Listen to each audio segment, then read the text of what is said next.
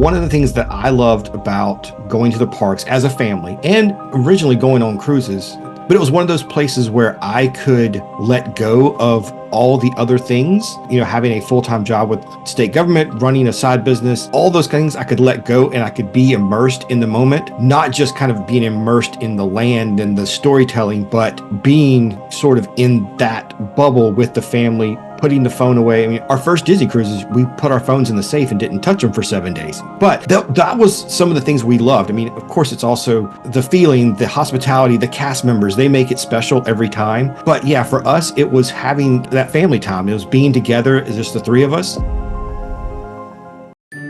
No one makes magic in business like Disney.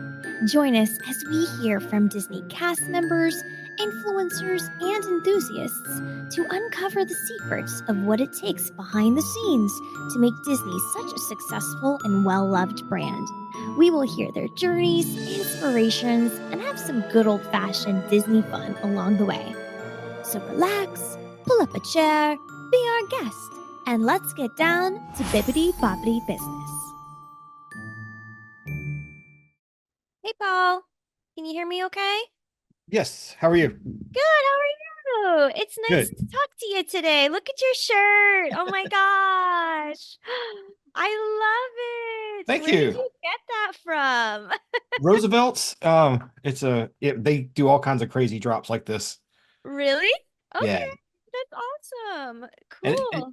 like it has Mr. Toad. How often do you see Mr. Toad on a shirt, right? That's exactly what I was gonna say, is like this is an especially unique shirt. I mean, this is truly I kind of want one, you know? Yeah. Yeah. You know? I feel like that's amazing. So cool. How's your day been so far? It's good. Yeah, we're doing good. They made a Good. black and white version of this too. Mm. Um, and so this is totally Disney geeky, but my daughter's like, you got to get both because when you go to Animator's Palette, you put the black and white one on, and when they change into their full color, you change shirts. I'm like, that's brilliant. That's honestly brilliant, and I'm here Yeah. for the geekiness. I'm here Yeah. for it.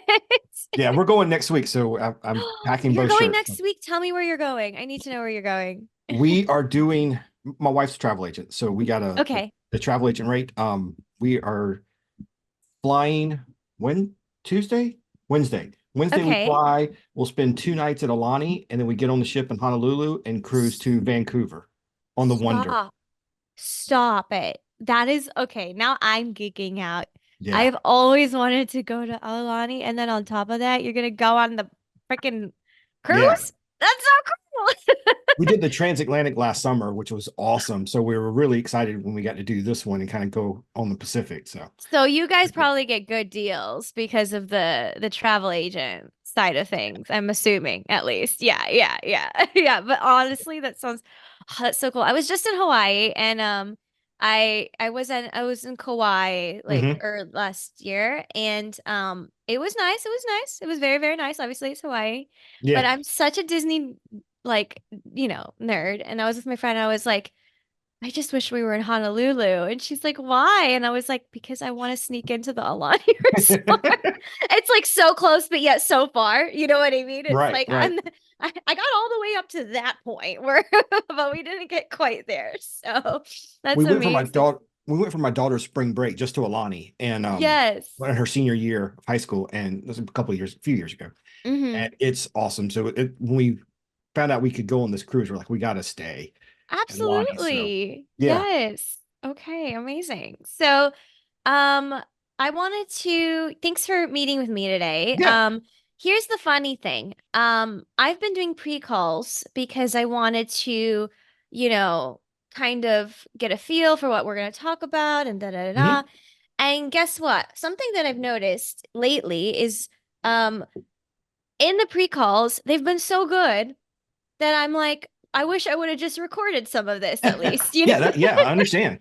You know what I mean? Because there's just some cool, like some magic that happens in talking about what you want to talk about. And I don't know, I guess when you get a bunch of people that love Disney, love business, like it's just so natural that the Mhm. conversation just happens, versus yeah, some of the other content that I make where maybe it's just focused on content production or marketing or Right. podcasting, like very like nitpicky stuff like that, the pre-calls are like so important because I find that the person on the other end really needs that. But I don't know what it is about the energy of folks that like Disney and business, but we're all vibing. We're just Yeah, vibing immediately. So I don't know if you're down for it, but that's maybe we great. can. I'm just gonna like ask questions, and if we use some of it now, great. If we don't later, and we want to do something else again, like and follow it up, also great. Because also your setup looks phenomenal right now. Like Thank you. you look quite ready. Like I need to capture this moment and this shirt and this essence and this vibe, you know? No worries. Um, so anyways, first of all, tell me where you're at now and what you're up to just like and lately with life and business. All right. It's a lot. I'll try to keep it short. But so Okay. I started my business, but not didn't start it as a business way back in 96. I just started Okay. playing with websites and built a site on Native American powwows because that was in grad school. That was something I was doing. I was Yes. traveling to powwows. I was dancing, singing, doing all that stuff. So I just built web pages about it.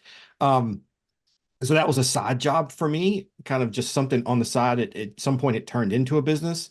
And Mm-hmm. in February of 2022, I was able to retire from working in state government for 20 something years and go full time with that. And so with having the extra time too, so now I'm doing coaching and courses and consulting and focusing on email marketing, building community, those kind of things. Okay, amazing. Okay. So, I always like to ask too, because sometimes the things that we have on our profiles may be stuff that we've not doing anymore or not Right. focusing on, so I just want to make sure I get like kind of some context for that, of Yeah. course. But, okay. So something that, is of interest to me, you said email marketing, right? Mhm. Um, I think this is such an interesting topic because a general theme that I am exploring with Bippity Boppity is how can we infuse storytelling in our work as businesses in ways that we would least expect it, or methods that maybe feel transactional or kind of like, we're kind of over it. We've lost the wonder of it. We want to Right. reinfuse some of the wonder into our work. And it's interesting that you bring this up now because I was thinking about how much potential email marketing has. And I think we've lost sight of the power of it because of some of the more spammy transactional type Yes. messaging that we're not excited to open anymore. Versus if I see a Disney email, I'm opening it because I know there might be something fun in there or, something interest to me. Like it's curated to me and my experience even there. Yes. So I would love for you to speak to That's a that a good word. little bit. Yeah. So this was probably 6 years ago or so. I had a good list, but I just wasn't seeing the results. And I hired a coach and went through the whole process and tried to figure out what I could do better with my email.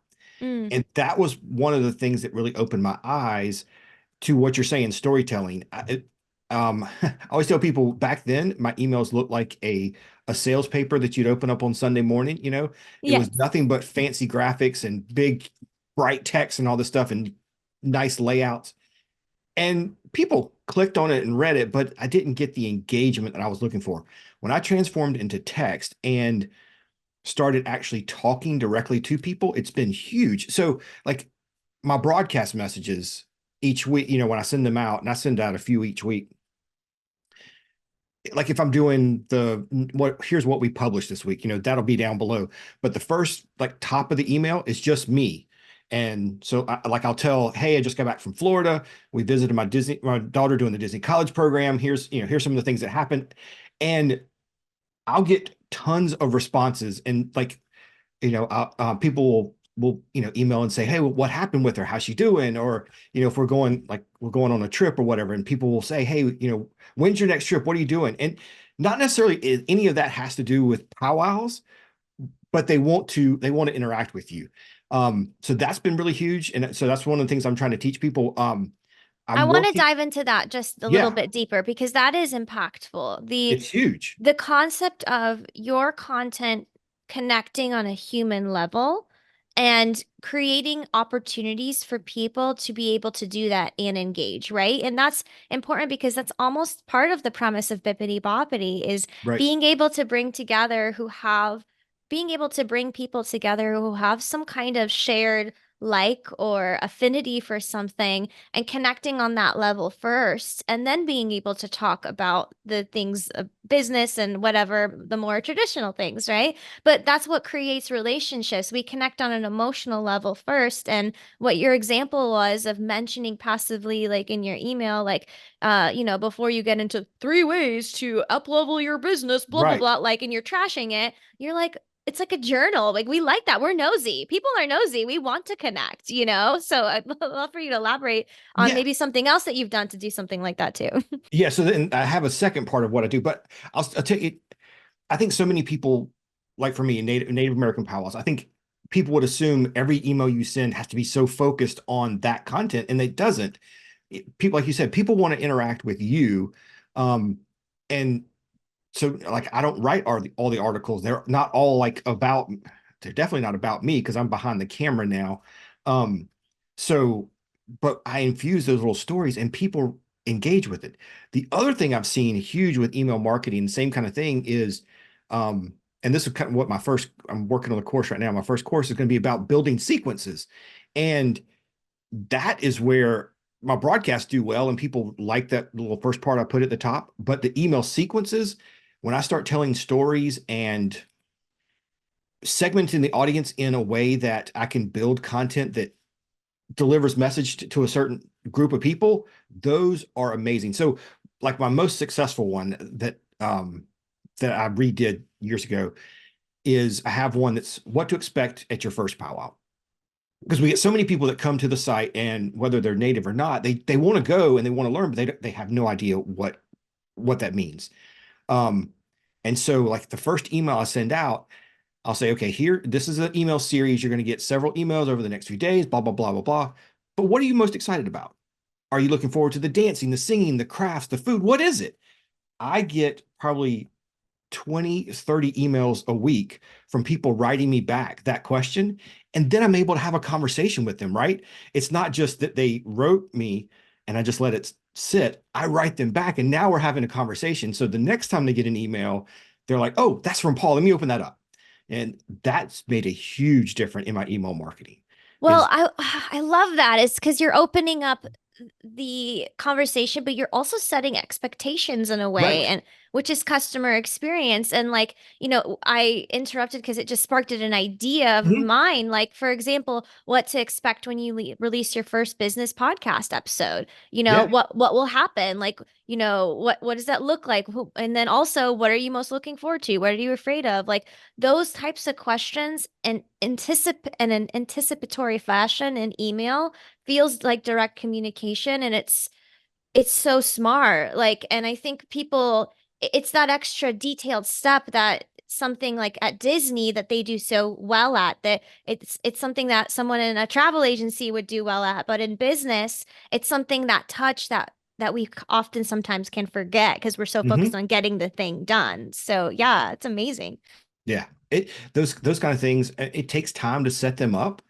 And you have to really think through it and kind of write that story and whatever. But once you get those things set up and you then, can deliver that to the people who really need that. Every once in a while, I'll get somebody that got on that list and be like, they'll get the first email and they'll be like, dude, I've been to powwows for 10 years. And I'm like, that's okay. Maybe you'll learn something in the next few emails, but if not, let me know what did I miss, right? What did I not cover? And then they're like, oh yeah, I'll read them. Let me see what's going on.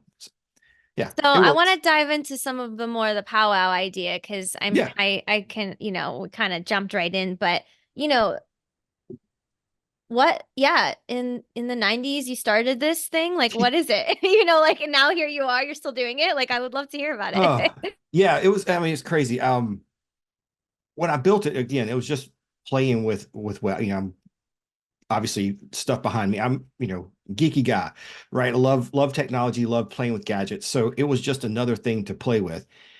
But back then, there wasn't a whole lot of content. So I was one of the first people to kind of put this kind of content out. And I started getting people emailing me right away, wanting powwows are, they're little communities, right? And so yeah, especially like in a regional area, everybody kind of goes to the same powwows and travels together. So you build these bonds. And so people wanted to experience that same thing online. And one of the first things we did after I built a few web pages is put up a forum. I don't know if you remember back when forums were around before I social remember media. the forums. Yeah. I was there. So that was the first thing we did, and that's kind of where the site really took off. And um, people interacting, and like some of the people that work on the team now, they were moderators in the forum and kind of have stayed on.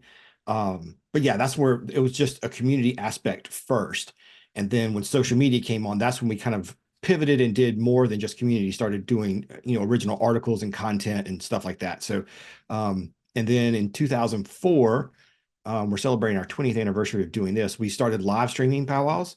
So in the beginning, we were only doing like 3 or 4 powwows a year. Last year, we did 25. Um, so that's been That's another nothing to huge bat thing. an eyelash at. I mean, what's the retention and engagement been like for your live stream community It's content? Yeah, the views and the reach we get. So we streamed the Seminole Tribal Fair, which is one down in Florida. 3 weeks ago, and it had a social media reach in 3 days. It had a social media reach on YouTube and Facebook of 1.1 million. Yeah, just crazy. That's amazing. So I'm going to be a little selfish and ask personally this. I'm trying to get into more live streaming. Mhm. While albeit I kind of knew about forums and, messed around one or two about them, that idea of community first now feels foreign to some people because we're entering into a market where community isn't as infused into the daily acts of business. We're really focused on pushing out content, creating content, networking, getting it done, getting it done, getting it done. And, it's tiring. And I think that there's so much potential to reconnect, go back to the roots, almost like, the essence of what a Mhm. powwow is, like that community and togetherness, but doing it in a live stream format. So, do you have any tips for someone like me who's kind of messing around with a few live streams here or there, but isn't really getting that much traction and viewership live while the stream is actually happening? Because post stream, I'm getting content, but getting Yeah. people to actually be there is a completely different strategy. And we see the same thing. While we'll get a lot of people that watch them live, we get even more that watch it after the fact. Um, I mean, first I would say just aware of that, so that you don't do anything that's exclusive only to live. That make sure that you do know that there's gonna be people watching afterwards. But the other thing is just let people know ahead of time. Use your email list, those kind of things to say, hey, here's when I'm going to be live. Um, and what we kind of promote is, hey, if you watch live, then you're going to be able to be part of the community. You'll be able to interact and talk with us, and be in the chats and comments. And that's the benefit for watching live. Yeah, so I would just say, yeah, that's a big thing, is just let people know when you are live. Even if you're not on a schedule or consistent, just promote it a little bit ahead of time. Stories works good too. Um, yeah, that's How probably do the you easy. get people to sign up on the email list to begin with? Because for me, I've been slacking on this. I've definitely focused more on the personal branding and the content and Mhm. the interviews. Like, this is why someone like you specializes in this or does more than just this as well too. But because there's just so much to do. Like honestly, now with all the channels out there, like just sitting down to focus on email, like that's a season of business, Yeah. But in that season where maybe I'm considering this, like how do you get people to actually want to sign up and be interested and excited about the idea of it? So segments are a big thing. But we'll also build. So I've got several landing pages. So like if we're on a live stream, we have a graphic that'll come up and say, hey, are you new to powwows? Want to know more about it? powwows.com/powwow 101, and we'll send you information about what to expect your powwow at your first powwow. So we make it really easy, a memorable URL, so we can get them from a live to the email. That works really well. We have one for, if you want to find a powwow in your state, or if you're trying to search your family history. We have lots of those kind of landing pages with URLs that makes it really easy for people to go find. And then also too, like the what to expect at your first powwow, I deliver opt-ins. I use a tool called ConvertBox, which lets me in WordPress deliver the opt-in on certain pages and certain categories. So I know that when I put a post in this category, this opt-in is going to pop up, right? So the same thing, like for genealogy stuff and ancestry. I have a category in WordPress, and so only the ancestry pop-ups are going to show on those pages, and I can get them into that segment. So that's one of the biggest things, is making sure you put the right opt-in on the right content. That helps a lot. But then my other one well, two other ones. I do giveaways every month, and that gets shared a lot on social media. I had a giveaway we did over, was it Thanksgiving weekend? And we had 2,500 new email subscribers in like 3 days. Okay. Yeah, so that was really amazing. But then I also, Facebook groups. I get emails from Facebook groups. I use a tool called Group Leads. And Interesting. yeah, so I don't know if you have a Facebook group, but when you ask people the three questions, you Mm-hmm. make one of them, do you want to subscribe to my newsletter? If so, leave your email. Group Leads will scrape that when you hit the approve button and just import it right into ConvertKit or MailChimp, whatever. So I mean, that's been churning for several years. I think I just did a post about this. We've gained 21,000 subscribers using that tool. And last week or the week before, we had a post in our Facebook group go viral. It hit 2.5 million views in like 3 days. And I had 800 new subscribers because it just went crazy and people were trying to Wow. join the Facebook group. So those kind of tools really help. But the biggest thing too is, I did some audits of some friends' websites, looking at their email kind of thing. And you'd be surprised at how many people don't ask for email on content pages. They'll have a Mm, nice, pretty box on the front page, but then on like a podcast page or an article page, there's nowhere to subscribe, but maybe down in the footer or something. And you right. got to put something in the body of the page to say, you want to know more? Subscribe. And it's Wow. surprising how many people aren't asking for emails. I need to look at that myself now. Thank Yeah. you for the free Yeah. audit. No, but I think there's first of all, that tool is amazing. So thank you for that valuable tip. I do think from what you're saying, there may be two other precursors to this. One being you have a very well targeted audience. You know Mhm. your audience, you know your niche, and you know how you're communicating and what method of communication or kind of value that you're providing to that audience. So, powwows, there's obviously theming to that too, right? Right. So that gives a visual aspect to it, something to expect when I say that word, right? Even the you mentioned there was an ancestry page. Does that mean, and correct me if I'm wrong, if someone's trying to see if they are of Native American descent, they Yes. go on that page and then it Mhm. kind of helps them figure it out. And then as a Right. result, it's not just, oh, hey, congratulations, you're Native American, have a good life. It's welcome. Welcome home. It's the Disney welcome home Right. touch. Like Right. you're one of us now, kind of a thing, right? So, maybe it's that. And then the second part is a really strong website, it sounds like, that you've focused on building out, because I think that's something I'm guilty of myself. And a lot of us forget is we try to make our social media pages look exemplary, and then we spend so much time on them. And, YouTube is a whole thing. And then we got our Instagram, we got our LinkedIn. And then the reality is, though, now that you're talking to me, I'm having an aha moment, which is those pages are meant to redirect to your main entree, right, if you Yes. will, which is the website. So I feel like I'm teasing people with lavish appetizers, and we're getting to the be our guest entree big reveal moment, and my website's wah wah wah, and like I maybe have lost somebody as a result of that, right? So tell me about how much time and investment and like mental fortitude has it taken to you like really pour into your website, but with all of that, what is the kind of motivation to keep Mhm. pouring into that in that way, and how do you balance it? So, I mean, one of the first things is, for us, we are a content platform, right? So most of our revenue comes from advertising. So the end result is we want somebody to view a page on the website. Um, from there, I hope they subscribe to the email, and that's kind of the second transaction. But the first thing is just getting that page view, because that's how we make money. So we're, whether it's social media or live streams, whatever, that is our focus, is getting people back to the website, because that's where we can generate the money. Um, as far as, I mean, we've had multiple iterations of the website. The latest one we rolled out, it might have been 2 years at this point, a year and a half, something like that. And we did I mean, I hired a guy that um he I'm trying to think how to best say this. He's an organizational kind of guy. So one of his big projects he just did is he reorganized Social Security's website. So like 100,000 pages, he figured out how to better organize those pages for the federal government. I mean, that's a massive website.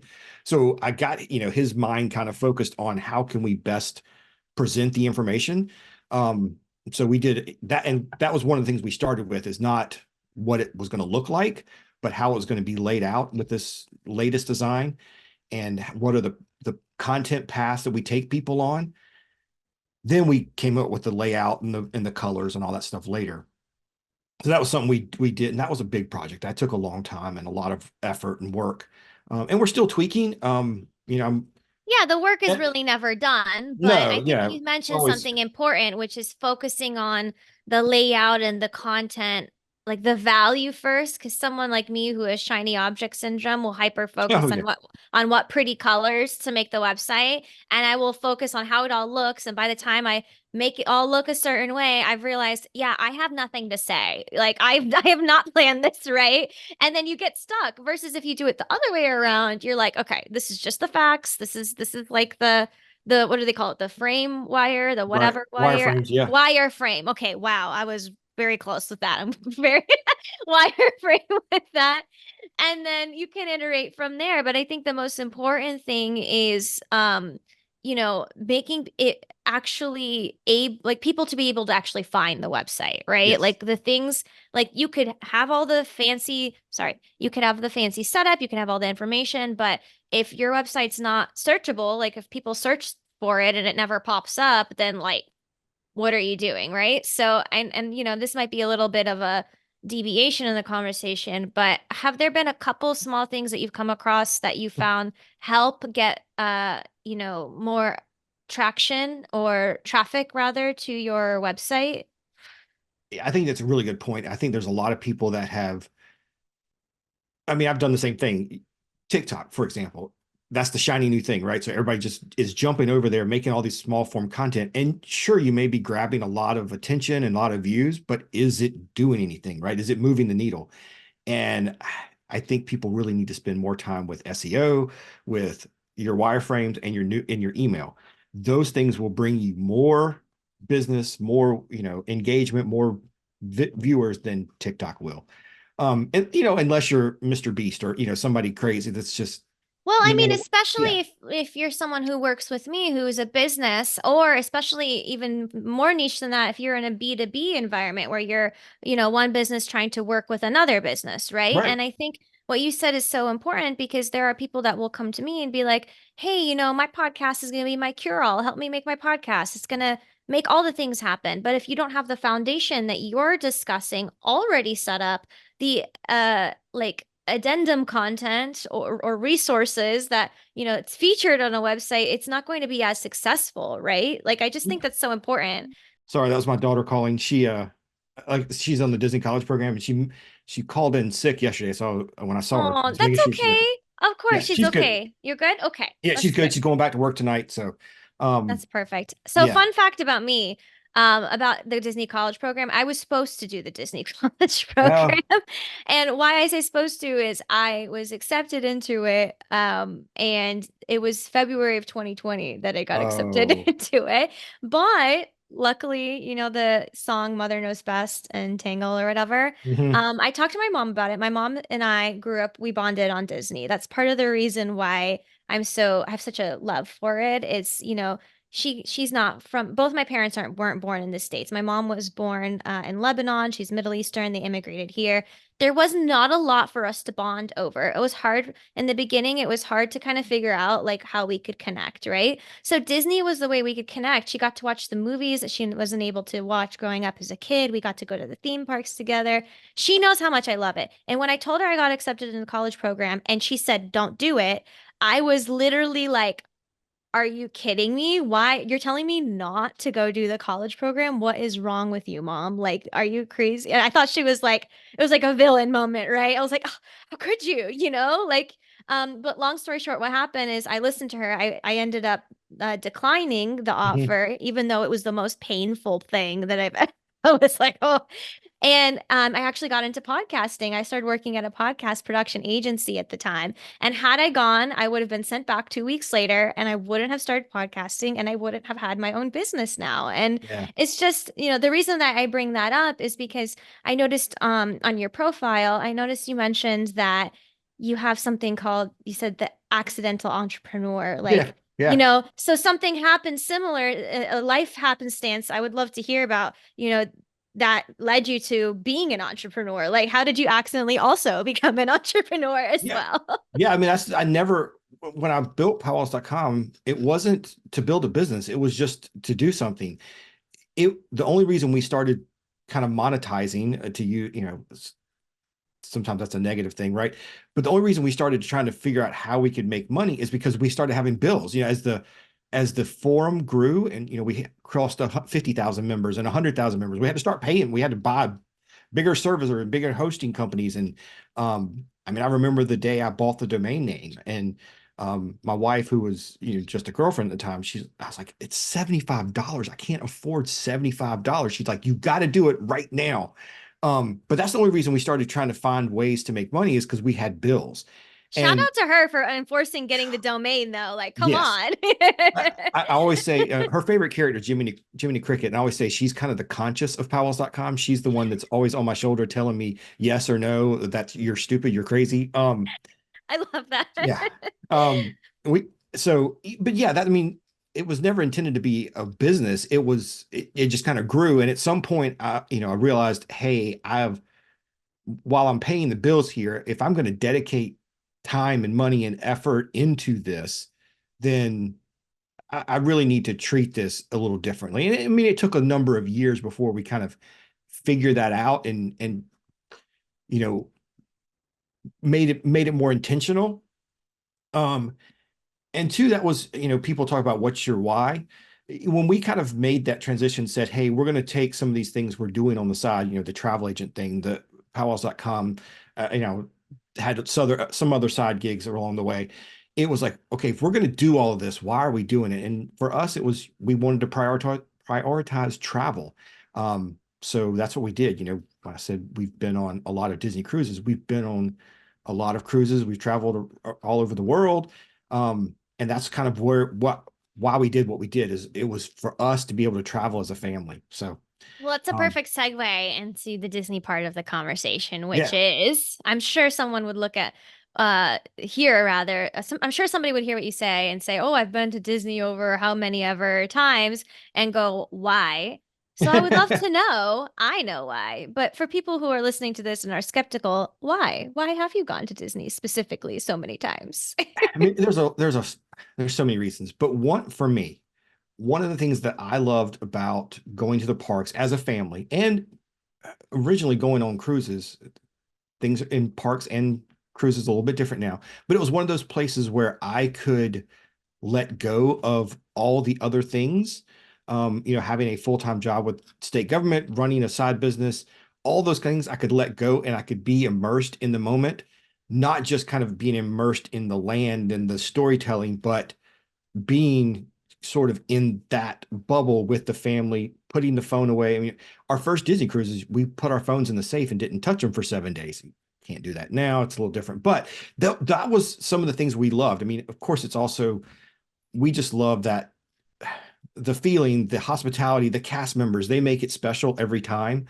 So that's, I mean, but yeah, for us, it was having kind of being, it was that family time. It was being together as just the three of us.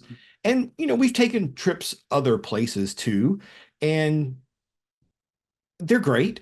Um, But but isn't something missing? Don't you notice yeah, there's exactly. something? Sometimes It's there's, so hard to like put your finger on it, but there's moments where you're like, "Oh, I was spoiled before, and I didn't realize that this right. over here at a Disney resort, for example, is not something that I would experience this over here at other Yes. name brand generic hotel or whatever."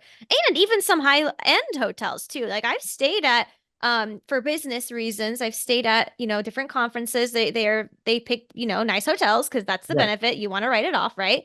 And there's just something different, man. I don't know what it is. And I think part of it is the experience. It's that I don't know. It's really the cast members that make the magic, honestly. Yes. Where they find these committed, amazing people at, like it inspires me every time, not just because I'm enjoying the trip, but also from a business perspective. You would go ask yourself, would I hire this person? And a lot of the times I would mentally say, if I could, yes, I would. You know Yeah. what I mean? Well, like here, a good example, we did a couple of Royal Caribbean cruises over the last year and a half. And the ships are amazing. We went on Wonder of the Seas, which at the time was the biggest cruise ship. The facilities, amazing. All the things they have to offer, unbelievable. But it is a different feeling. Like we tried to talk to our room steward and we tried to talk to the waiter. And while they offered okay service, they don't want to engage with you. It's just not part of their culture. Whereas when you're in a park or, Disney, not all cast members, but most cast members, they will engage with you. They'll have that conversation. They will Right. stop what they're doing and talk with you. And it's been fun to watch my daughter, who knows, who's been in the Disney bubble for so long, now going through the process of being a cast member and seeing how they kind of help, put her into that culture. And she's come out of some of the trainings going, oh my God, I just sat through 2 hours of stuff I already knew. Um, but it's like, but Unique to yeah, but her, I'm sure. I right, feel like I right. would be the same at this point, but Yeah. it's still cool that they even do that amount of training, you know? Totally. I think training here's what I'm trying to say.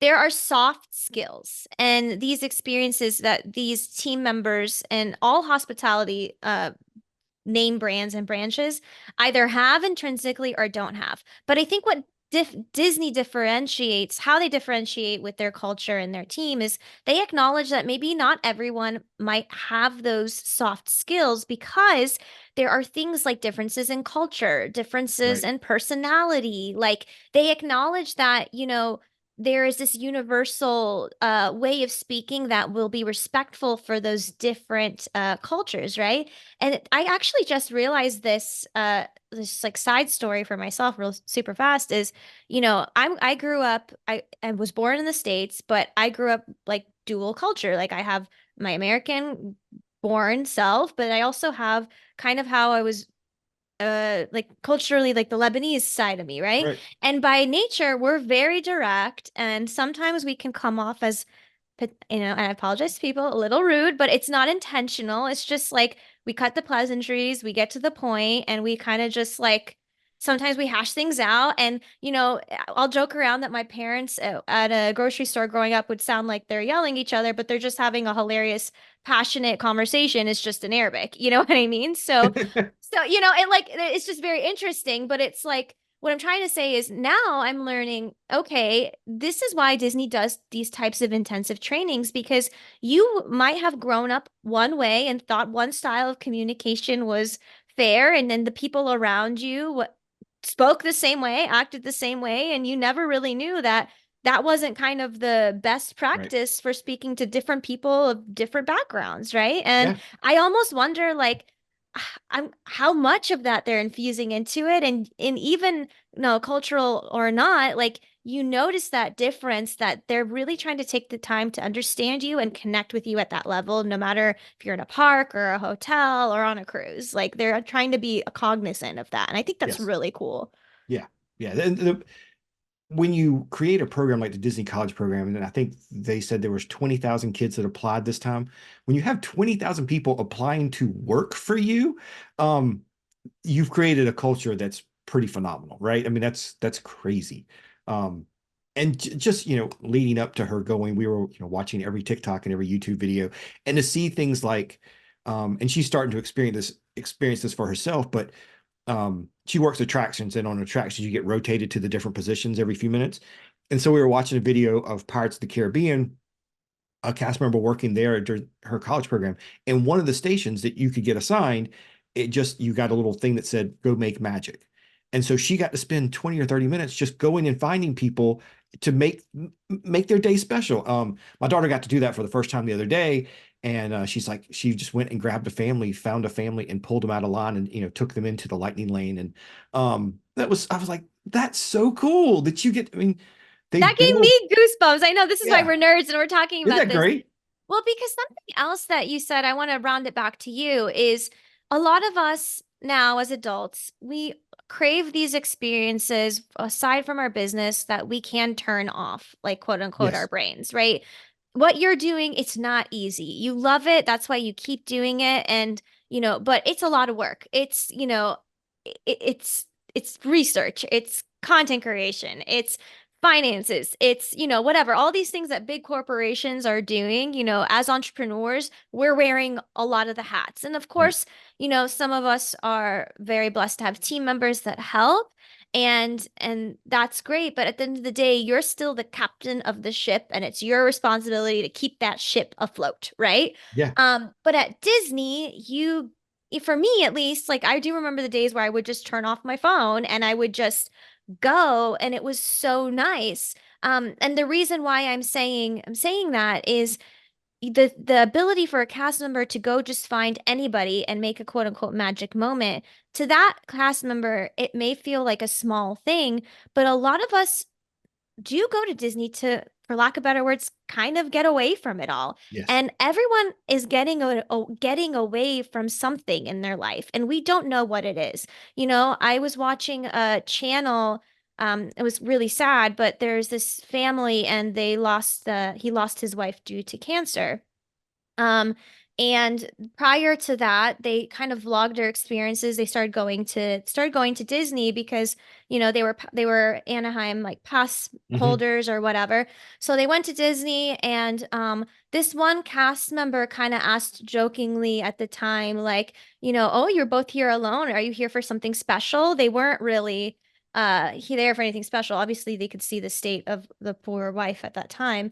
But they just said, oh, we're just celebrating our love. Like they just blanket said that in general.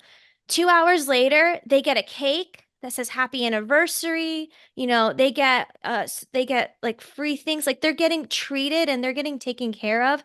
Because here's the thing, everyone's going through something. And a cast member that is going to take that extra length, they're not just impacting the customer service. Like you do have the ability to make somebody's life just a little bit better and brighter in that day. And that's the magic. That's what quote unquote magic is for me, is when you can positively impact somebody's life for the better in the small way that you can, right? Yeah. So for you and what you're doing with Powwow, I was like, I'm sure you must have some experiences with that where somebody has come to you and been like, wow, thank you for helping me find my people, like find my tribe, like connect me to others. Like I've been so alone. Like, have you had any experiences like that for yourself by any chance?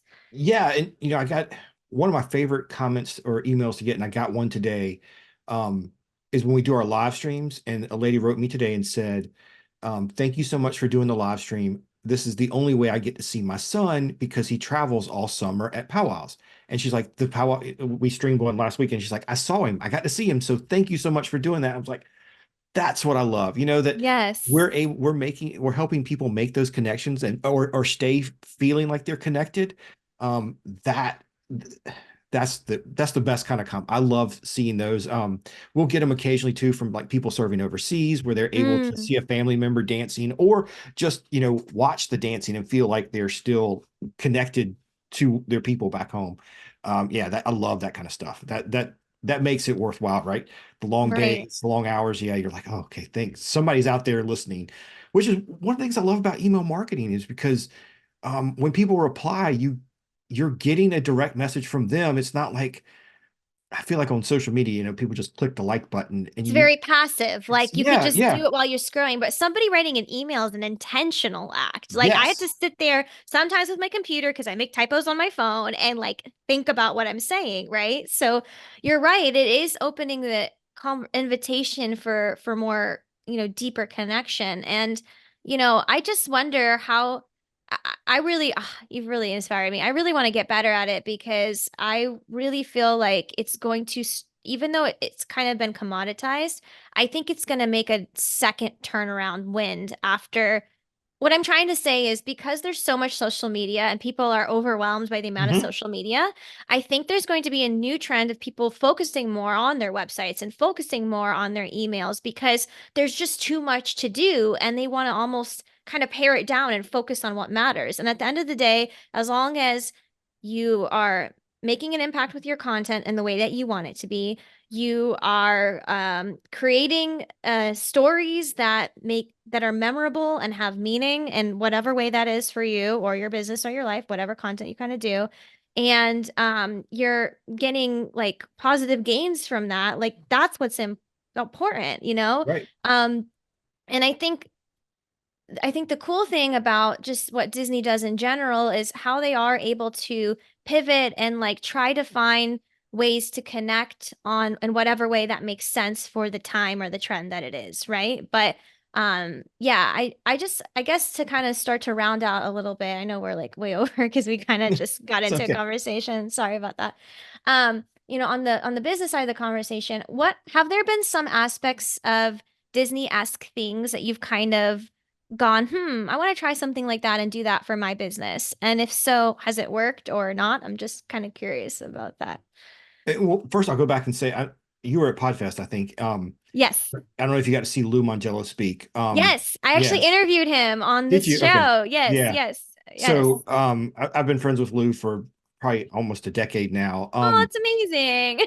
Yeah, Lou's great. And he always says, don't build your entire business on rented land. And I think that's a mistake people are making is trying to build, whether putting everything into your YouTube channel or putting everything into your TikTok or Instagram.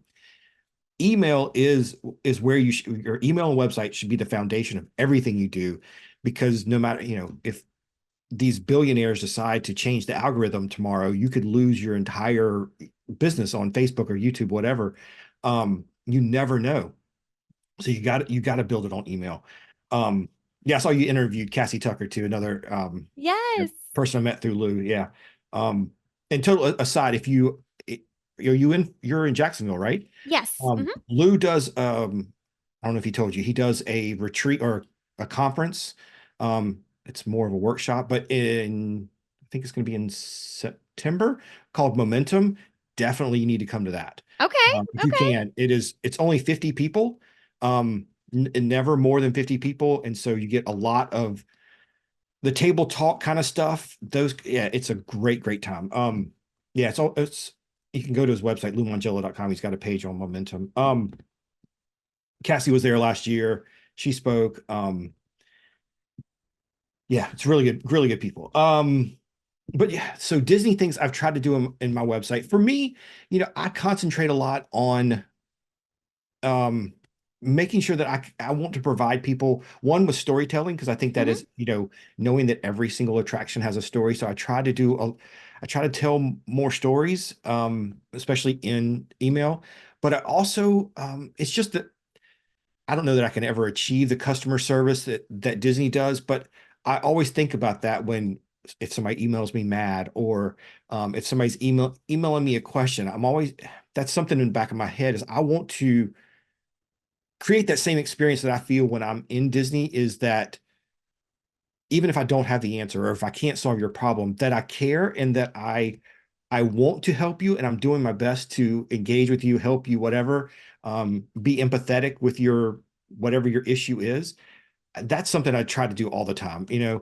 Um, yeah, that's just a little thing from Disney. The Disney customer service, the customer expectations. I hope I try to do that. I know I'm not. Yeah. You Well, I can't ever mean, hit that, but we can't because I mean, it's just so there's so many people involved with it, right? But it is you said it's a little thing. No, that's a little big thing. Like that's that taking that extra moment to pause and go, okay, I'm gonna breathe for a moment. I'm gonna get myself together here.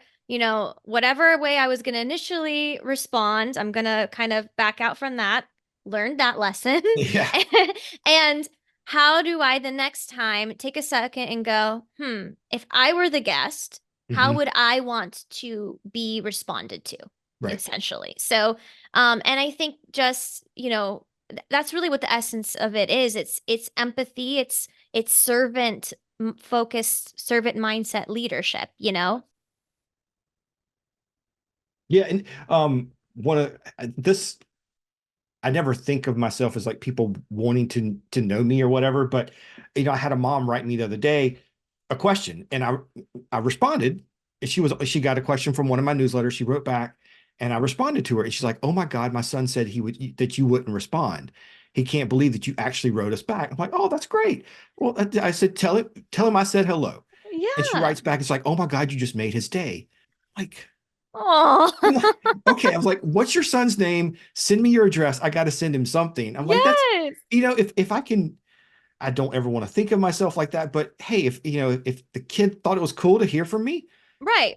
that's all. You I mean, that's why That's an you, opportunity to be kind. yeah. Sometimes, and that's the beauty with content. I think there's a responsibility to the content that we post that people often forget. At the end of the day, it is not about you or me. It's not about the me mentality. It is going to be heard by somebody. And if you're able to at least impact one person positively and the way that you were hoping or thinking that thinking that that effect would happen, then you've done it right. Like Yeah. that's at least how I feel about it. Like the show that we're doing right now, it's not, bibbity bobbity business right now. We're not trying to be million Mr. Beast, Right. whatever. Like this is very small. We're talking about a niche of a niche, right? Like Hmm. Disney adults that like business that are either founders of a business or are entrepreneurs. I mean, like we're all hanging out together at Coronado Springs and grabbing a drink and talking business later, right? Like that's Yeah. so specific. But at the end of the day, if I can help somebody who's passively listening to this understand a concept that was once frustrating to solve or foreign to them in business, and maybe was hopefully a little bit entertained along the way, and it's more accessible to them. Like that makes me happy. So part of the reason I started is there were certain things I didn't understand in business. I was like, what is, customer experience, customer journey? Like, what are these fancy words that get thrown around? IP, like, branding. These things were very foreign concepts to me at once upon a time.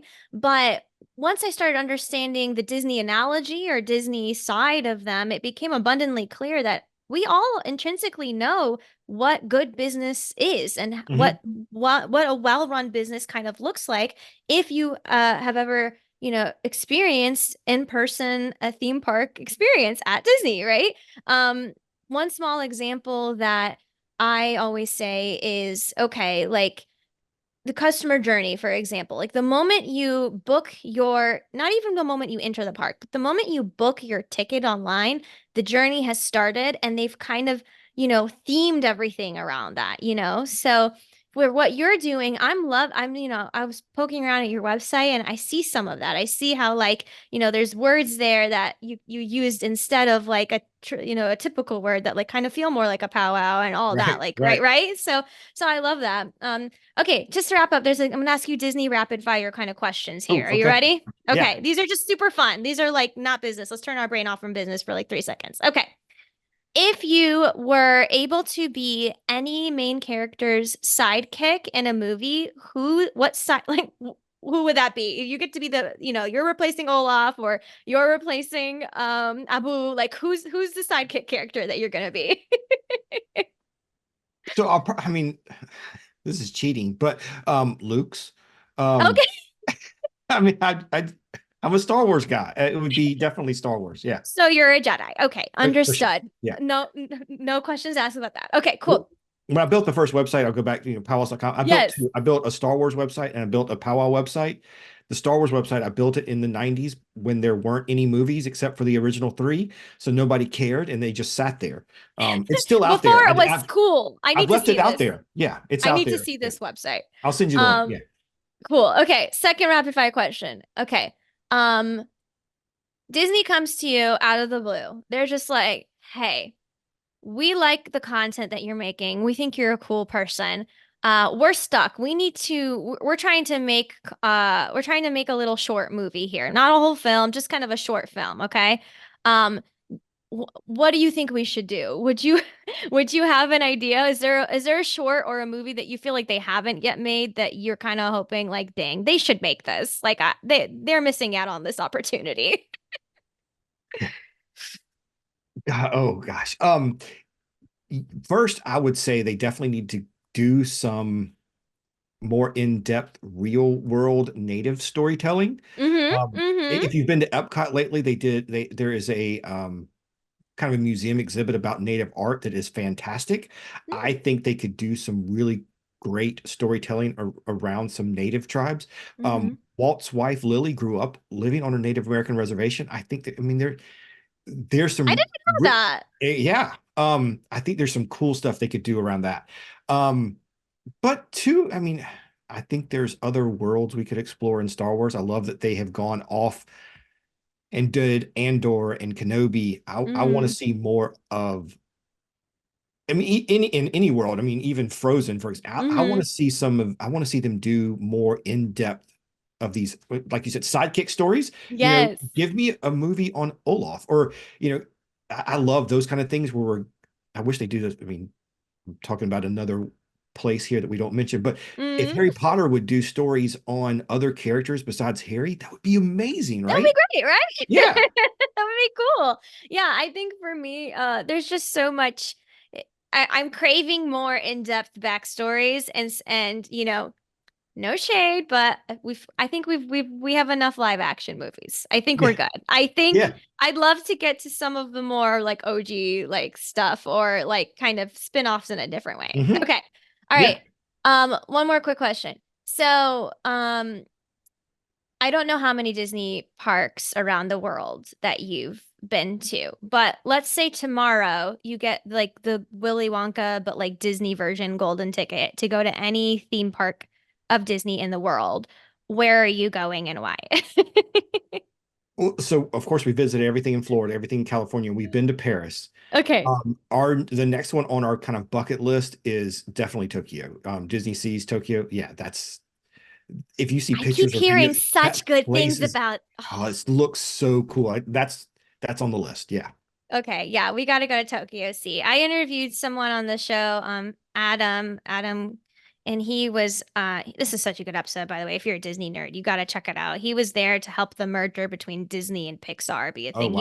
He was the Yeah. one of the main consultants for it. He's very intelligent, very smart, and I love how when we started talking about Disney theme parks, the little kid inside of him lit up and he was genuinely like, Tokyo Sea, I've been there. You got to go. That's all I gotta say. You gotta go. And I was like, we gotta go.